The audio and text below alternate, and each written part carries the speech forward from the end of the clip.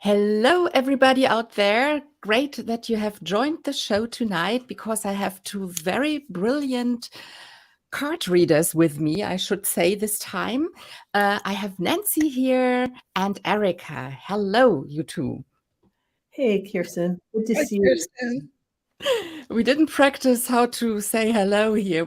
Now we're doing a threesome here. Good night, everyone.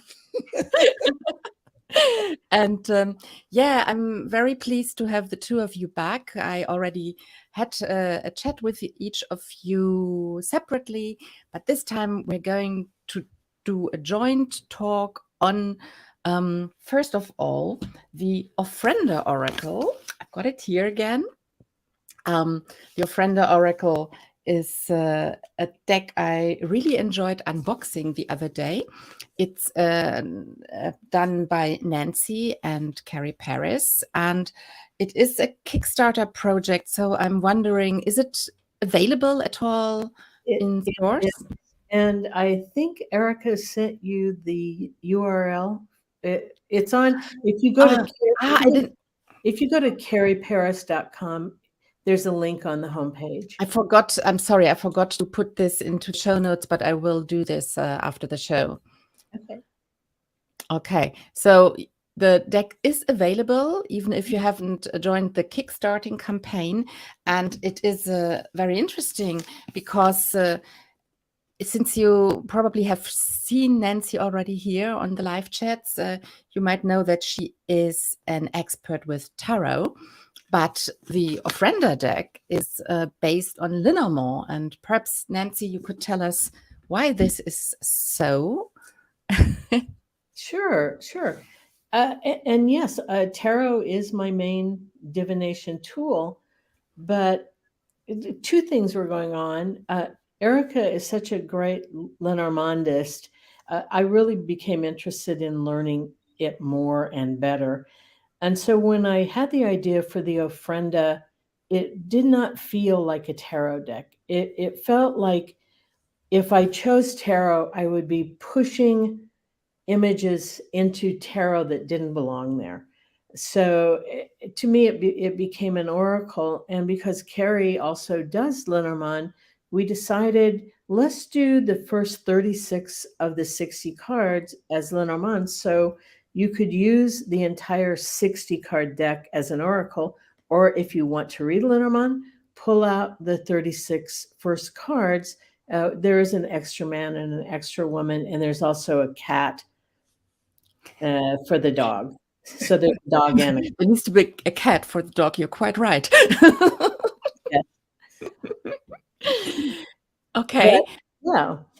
But I remember we were talking about tarot and ancestors the last time we met because you wrote a really good book about that. So why do you think I still didn't understand why you thought this tarot doesn't work with this so well then? It's, well, let me backtrack. I live in San Diego, California, and this is basically the last city before Mexico. So from Midtown San Diego, you're about 15 or 20 miles from the Mexican border. And during the celebration of Day of the Dead, which is late October, early November, the old part of San Diego has a huge celebration for Day of the Dead. And the primary thing that you will see are altars. And they are community altars, and people are invited to leave pictures of their beloved dead. You can leave an offering. There's a picture of my mom on one of those altars, and my mom loved this one candy bar. So every year I take the candy bar down and put it on the altar for her. So Day of the Dead is a celebration of the dead. And the belief is that the dead come back not to life, but they come back as spirit to celebrate with the family. So it's a time of incredible celebration. And the imagery that you see in the Ofrenda deck just lent itself to Lenormand versus tarot. Because, as a tarot person, there's very specific imagery. And the Day of the Dead imagery just didn't lend itself to tarot. So I have a theory about that deck, about why Lenormand lends itself better. Please tell us. I think Lenormand is very much an oracle of the here and now, of life as we're living it. And so on that Day of the Dead, meanwhile, the dead are busy doing whatever they're doing, right? The other 364 days in the year. On that 365th day, or certainly during that period of time, it's when they feel the closest to us. exactly. Right? And so Lenormand, which is an oracle that talks about sort of the daily ways that we live our lives, with the house and the tree and the cat and the dog and I think it's the a cat way. is now always in there. Now it's the cat and the dog in this particular cat. But I feel like it might be an easier way for the dead to connect to that which they remember about their life when they were here, and therefore connect to us. So I think it's a perfect oracle to be incorporated in that deck. Well, thanks. Yeah, that's the quite other interesting. the other thing too is the dead were always celebrated as early as the Aztecs in Mexico. And when the Spanish came to Mexico, they tried to just say, here's Catholicism, forget that dead stuff. But they learned over time they could not change the indigenous beliefs in celebrating the dead. So the celebration, which used to be in the summer, the Spanish moved to late October, November, because they wanted it to coincide with All Souls Day and All Saints Day in the Catholic calendar. So they learned to, merge the two cultures because most people in Mexico are Catholic, but they ardently celebrate the Day of the Dead or Days of the Dead with parades, with altars, with parties. It is, as you can see, Kirsten, from the Ofrenda deck, it's very colorful. And if you were here during that time, you would see these just incredible, vivid colors.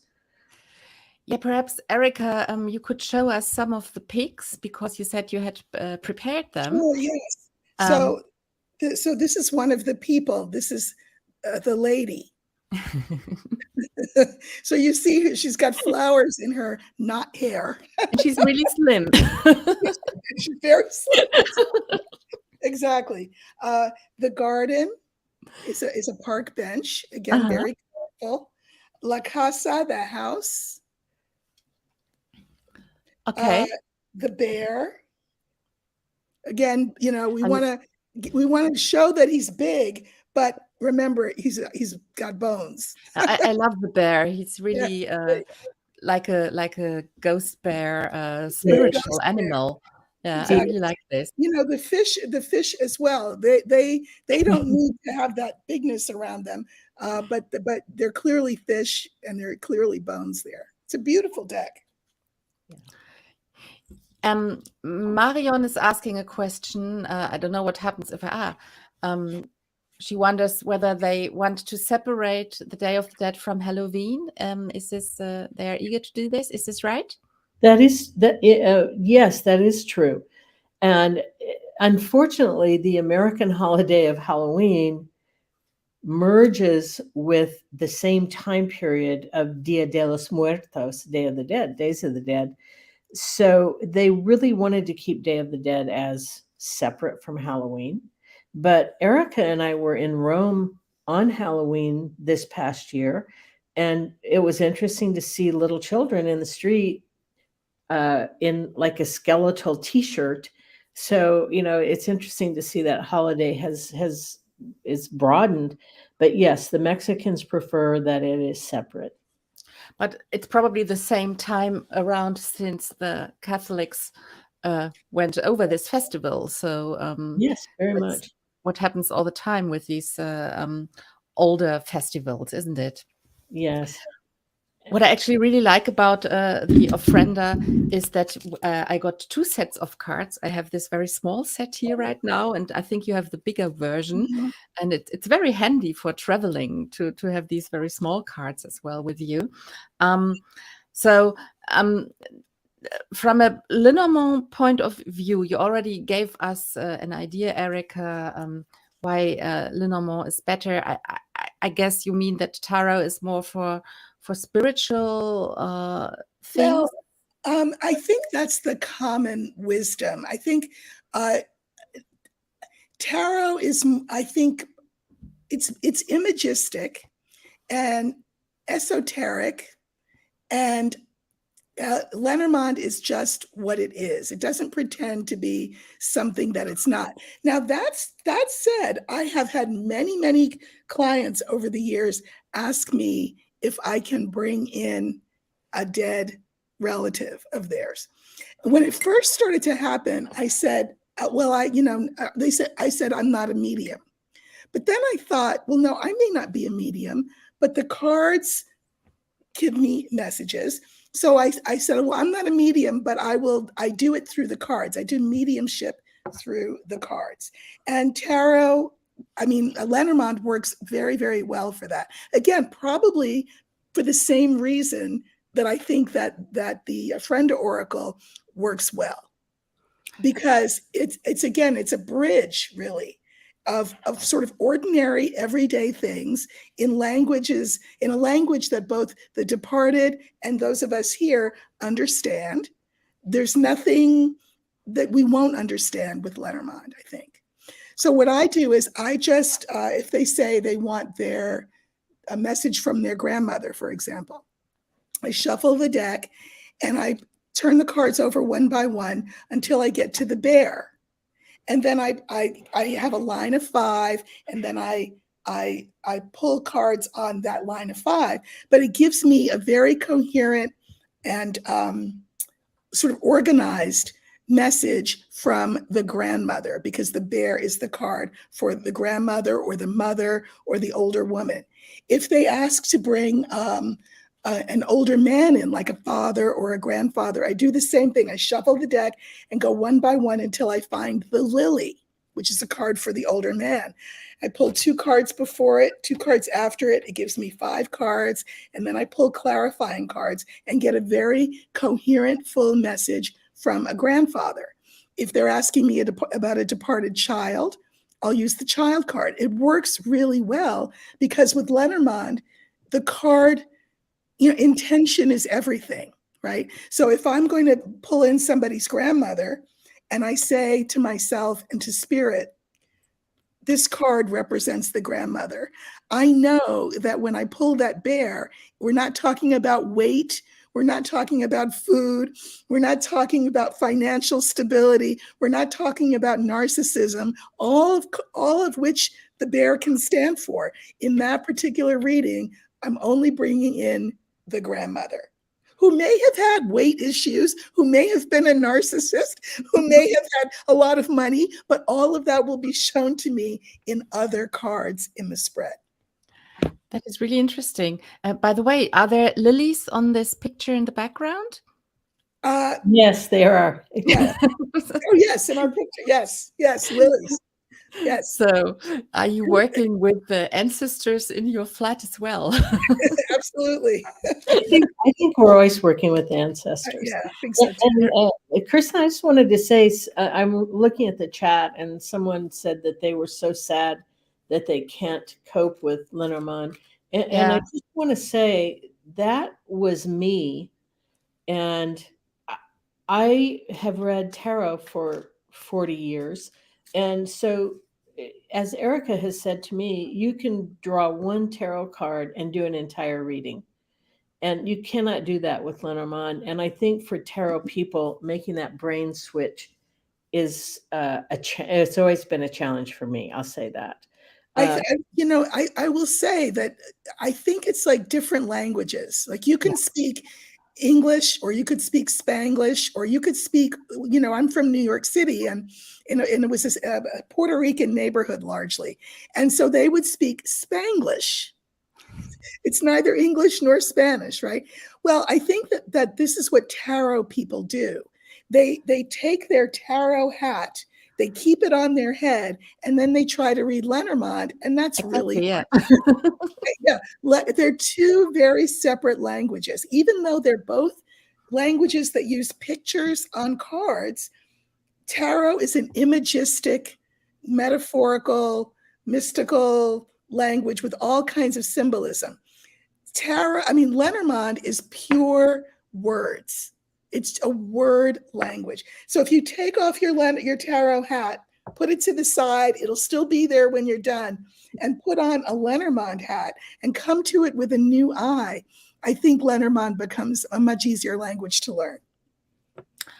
Yeah, we're going to talk about the language of Lenormand in a moment, but there's a question from Herzensmensch, who has always very deep questions. I hope the two of you can figure out what she wants to know.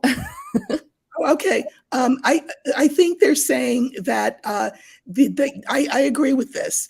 The deck connects us to the next world and reminds us that there really is very little separation between the two worlds, that the veil is thin. They say that during the Day of the Dead, during that time, the veil is thinnest. Mhm. Right? But when you are someone who uses cards, you have an understanding that that veil is always movable, pushable. You can move it away, and that's the beauty of being able to use cards, I think. And also, let me just say really quickly, there's actually an Ofrenda card, which means the offering. And during Day of the Dead, the altars typically have 3 tiers or 3 levels. And the first tier is to give the dead what they need at the end of the journey. So there's water to drink and water to cleanse yourself. There's soap. And then it just keeps going up to the top level, which are the things the dead would have loved in life. You will often see packages of cigarettes, bottles of tequila. You will see anything there. But vodka for me, please. one thing that we talk about in the book is that we suggest that you always have the Ofrenda card out to remind you you're not just pulling cards, you're talking to the beloved dead. And so we keep the Ofrenda card out no matter what spread we're doing. One card which really struck me is the album. Oh, yes. I love that. I really like this card a lot. And I was wondering, so it's quite understandable the way you came up with images of the Lenormand, but how did you conceive the other images? They're really based on what you see actually here in San Diego during Day of the Dead. There are things that you would have seen on an altar. And there's a cemetery card, for example. And it is common to see families taking a picnic to the cemetery and playing music on the guitar, singing. So we just actually pulled in images that are real, that you do see here. And would you say that this deck is also good for not working with the other world? You know, I have always used it with the beloved dead, but it is an oracle. So use it as an oracle for anything you want. Okay. So perhaps if you especially want to work, or as Erika said, if you want to get answers from your ancestors somehow, how do you define, by the way, beloved dead? Is it just my ancestors, or is it? I don't think so. No, for me, it's anybody who, for me, it's primarily the ancestors, but it's also people in spirit who inspired me in some way. And for me, it's writers, poets, and for Erika, it may be something different. But in terms of reading, not for the dead, I just pulled the Sun card, And so, part of me says, okay, do I interpret this as a Lenormand reader, as a tarot reader, or do I just talk about the sun and, that it's life-giving? So you have a lot of ways to use each one of these cards. Yeah, I can. I can understand this. How do you use them, Erika? You are So, the Lenormand professional. right. So when I'm reading for clients, I pull the 36 or the 38 with the extra man and woman, pull them out, and I read the deck as a Lenormand deck. I use it as a Lenormand deck. That said, I have a spread that I'm known for. It's called by my name. I explained it briefly. I look for a card that is the significator. So if someone is asking me about work, I'll use the fox. If they're asking me about career, which is a broader question, I'll use the moon. And I look for where the deck is in the deck. The card is in the deck.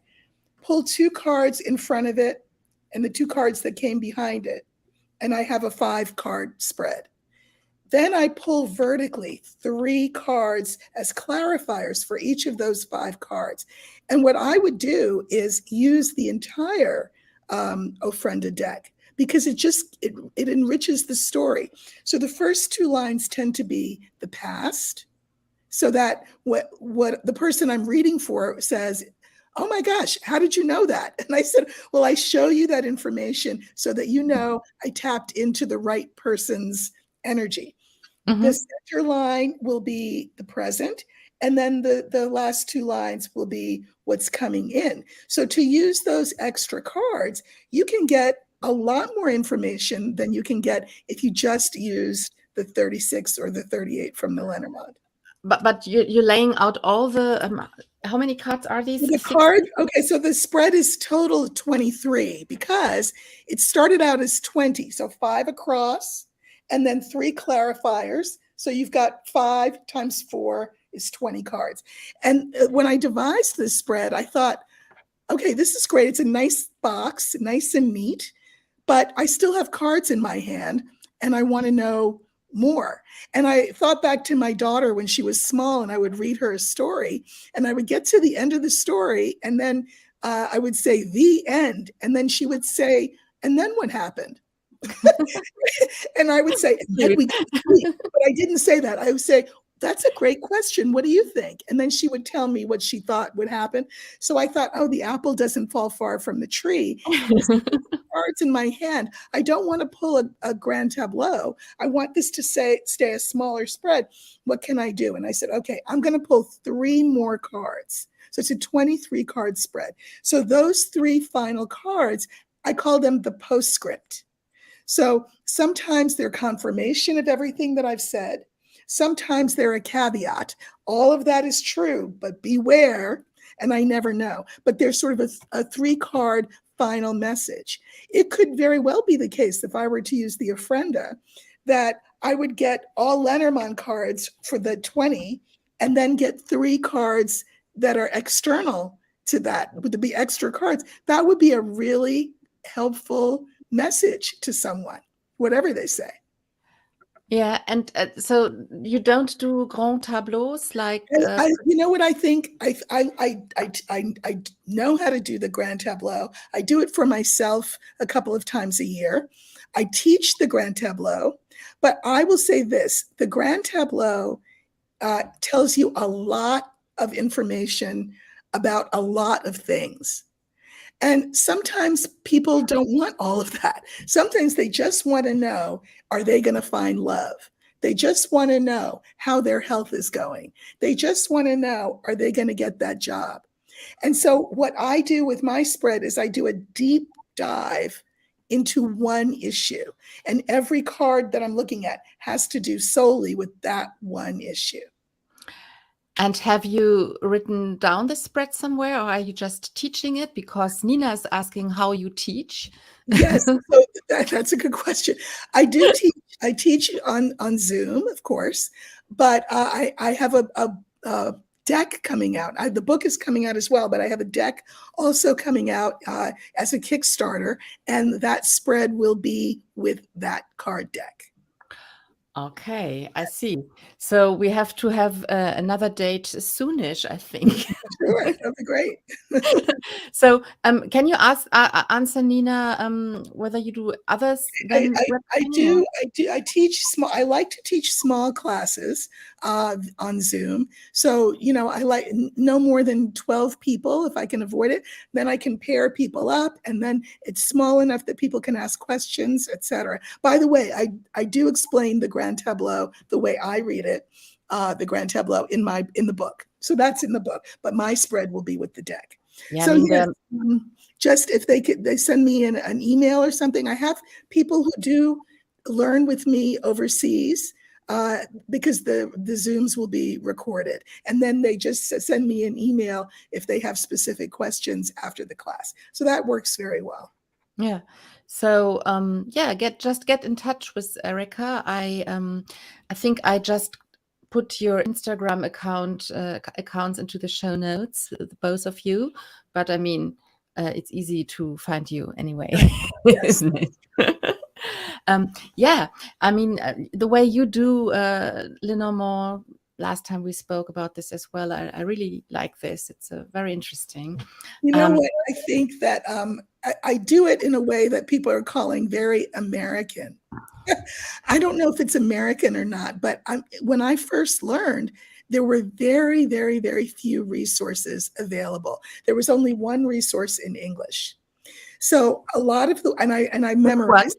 That was Sylvie Steinbeck's Secrets of the Lenormand. Very good book that cross-references every card with every other card. But her book was the only one that was out. We have also Kathleen Matthews from the UK, and her book is sort of encyclopedic, right? Yeah, it's huge. This is the first one by an American. And I try to make it as user-friendly as possible. As somebody who taught school for 30 years, I tend to know what questions students will have and try to break it down into language that is really understandable. So we're talking now about your book coming out in October? That's the one coming out in October, right? So I can show everybody what we're talking about. So this is the Language of Lenormand, a practical guide.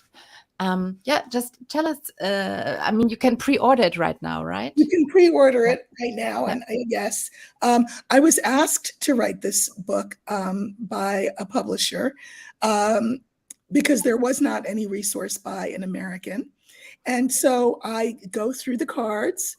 I go through a 3, 5, 7, 9 box spreads.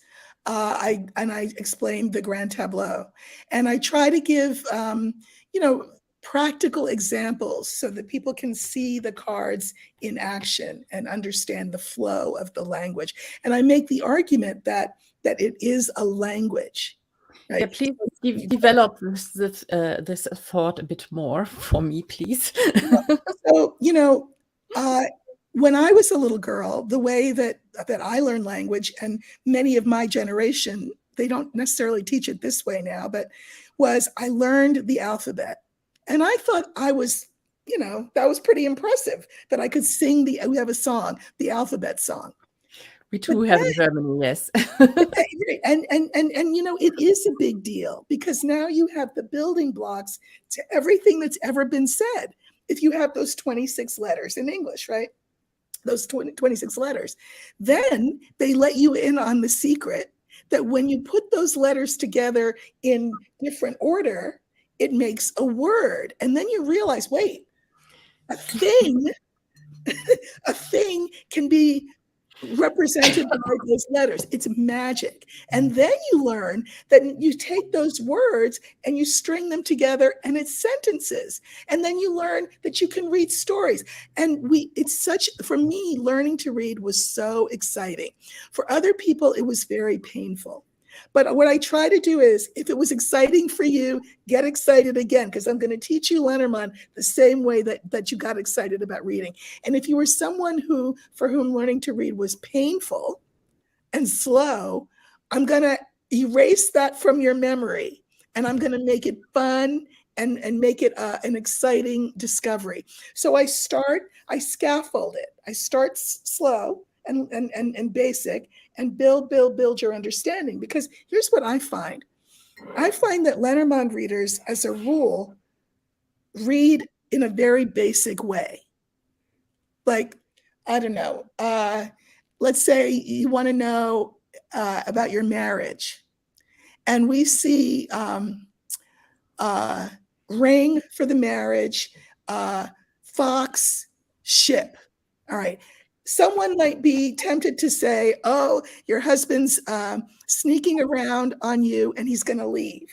Well, that's a very literal way of reading the oracle. People think that Lenormand is a very literal, basic oracle, but that's not true. You can read like a small child, see the cat run, run, cat, run. Okay. Or you can read it like Shakespeare, like Goethe, as I said to you last time, right? Yeah. And it all depends. It's about interacting with the cards and not using your imagination, because I don't think that's the right word. Using the information that you're given. How do you know when a bear is a narcissist? How do you know when a bear is talking about food and weight issues? The other cards in the spread tell you that. So you don't have to guess. You know, Lenormand is like a dance. The cards are each like sisters, right? Who only work well if they are holding their sisters' hands and dancing. You know, so that's how I explain. I like the thought a lot. It's really a nice way of thinking, reading the cards. But Nancy, don't you think you could do this with tarot as well?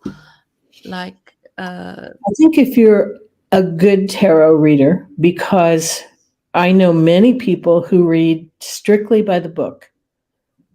And so I've said this before, Erika could have a question about health. I could have a question about love. And if the Queen of Swords came up, we would get the same answer because that person is reading by the book. And, you know, tarot doesn't need those other cards, but tarot has so many layers. And I think oftentimes tarot readers read the top layer and they don't go down, down, down, down in the imagery. And I'm just off the top of my head, the King of Pentacles, on almost every King of Pentacles card, his left foot is hidden. It's either on a rock, it's under foliage, it's under a tree, flowers. And so you have to bring those levels in to be able to read the way Erika is talking with the dance of the Lenormand. So yeah, you can with tarot. I don't think it's done that often. yeah, I'm just thinking, I just like this idea of comparing it to a language, because I started out on tarot by reading words. I never looked at the images. When you read, when you look at those images, that's when you go really deep. You know, I know. A blog that I write weekly, and I use 3 different oracles in that blog. The first is tarot. Like I'll start out, and I do it on Wednesdays, so I'm going to be writing it today after this. I have no idea what I'm going to write about. So I pull a tarot card. The tarot card tells me what the overarching issue is. And then I pull 3 Lenormand cards and they tell me what about the issue. And then I pull from an African oracle called the Adinkra that adds more. But I let each system do what it's meant to do. I don't, and I weave it together in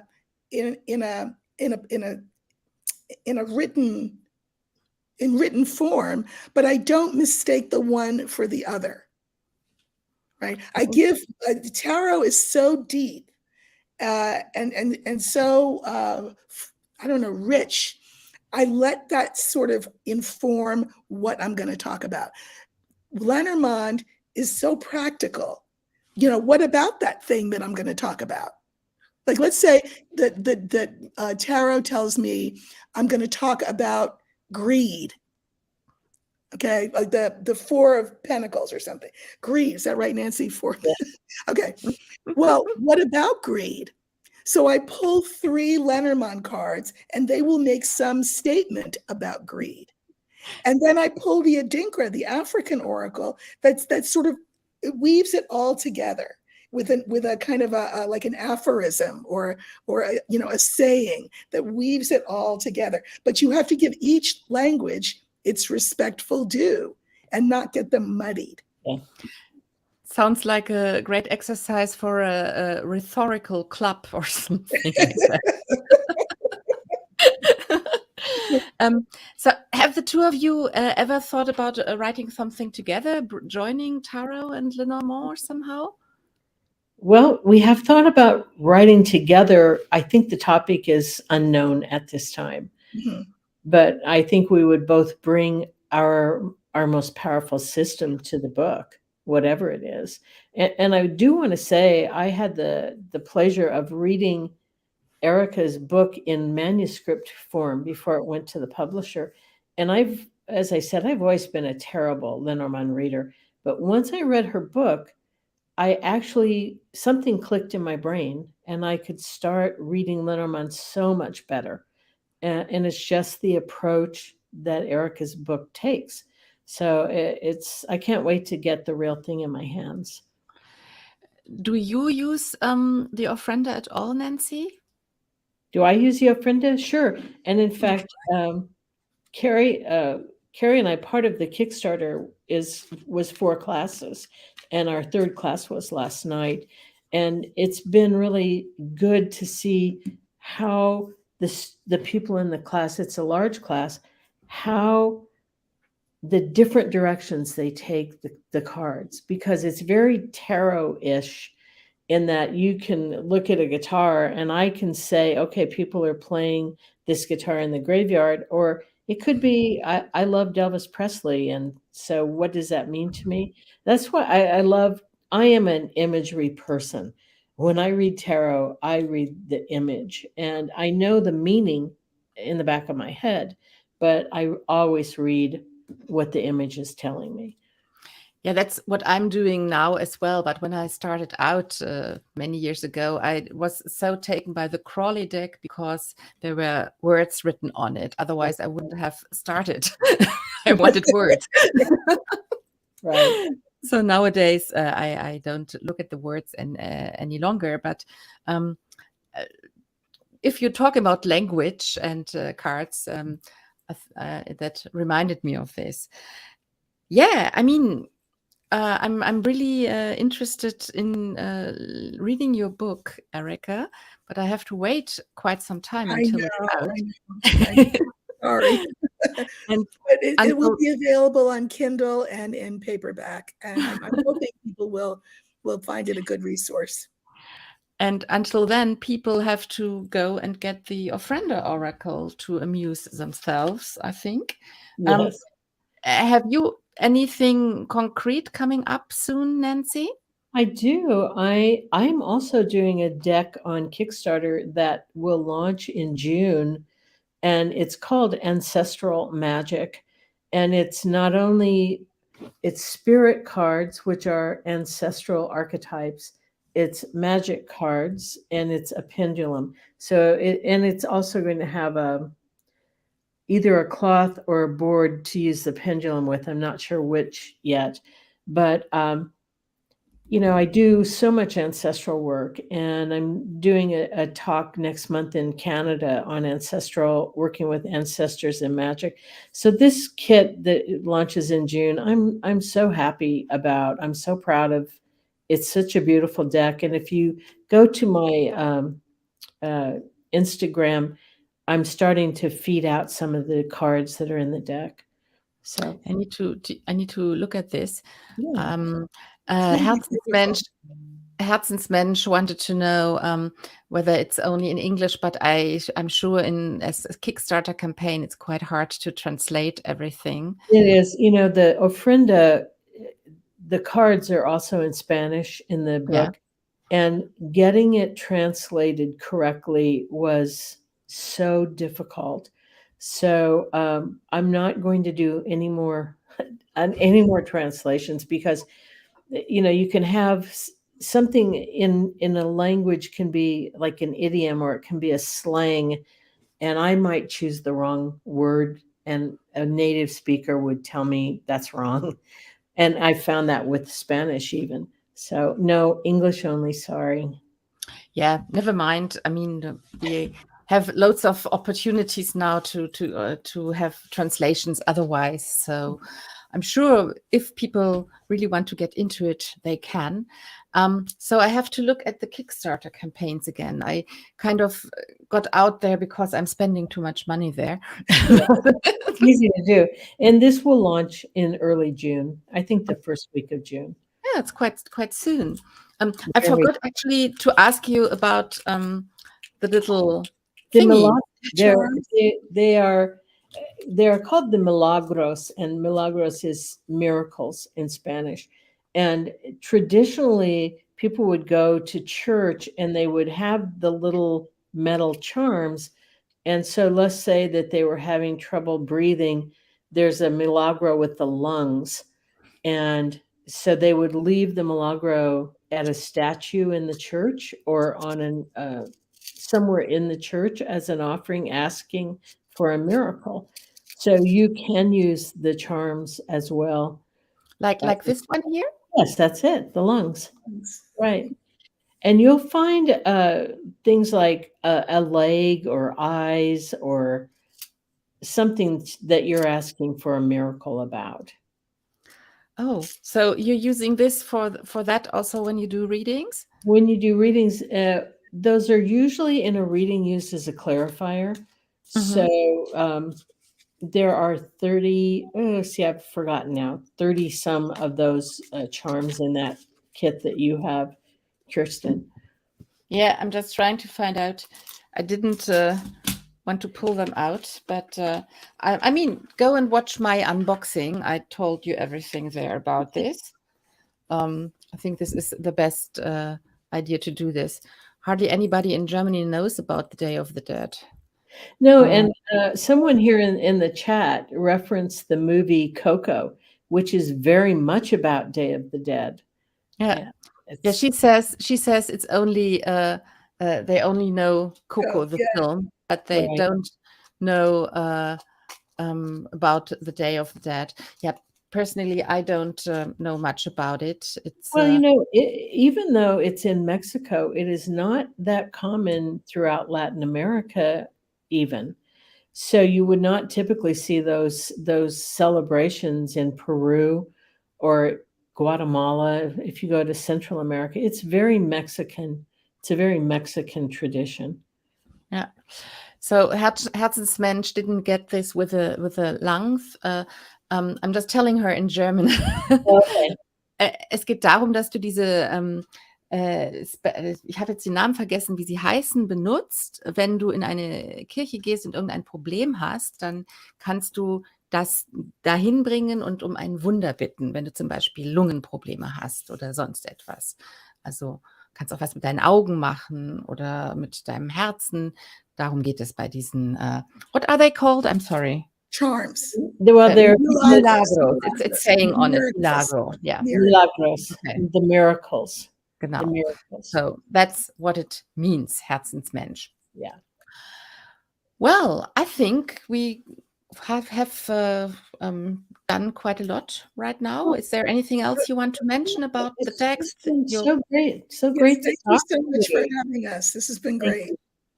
Yeah, I'm so happy that it worked with Technic this time, because last time I was really frantic.